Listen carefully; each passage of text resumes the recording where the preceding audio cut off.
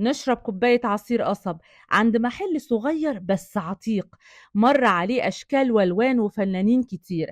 ما هو جنب سينما ميامي، محل ظهرت طلعت حرب. أقدم محل عصير قصب في وسط البلد. بقاله 50 سنة. بدأتوا الأول قصب بس ولا كانت كله؟ بدأنا بالقصب وبالمانجا وبعد كده وسعنا موز وكل حاجة. انتوا جنب أشهر وأقدم السينمات هنا في وسط البلد صح؟ سينما ميامي ومسرح ميامي.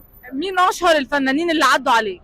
والله كتير، احنا الجسري عبد الفتاح القصري. عبد الفتاح القصري، الممثلين القدام كلهم عدوا علينا هنا وكانوا بيتعاملوا معانا. عرب بيجوا لك ولا مصريين بس؟ والله العرب من الاجانب ومن المصريين، واحنا بنعاملهم معامله حسنه.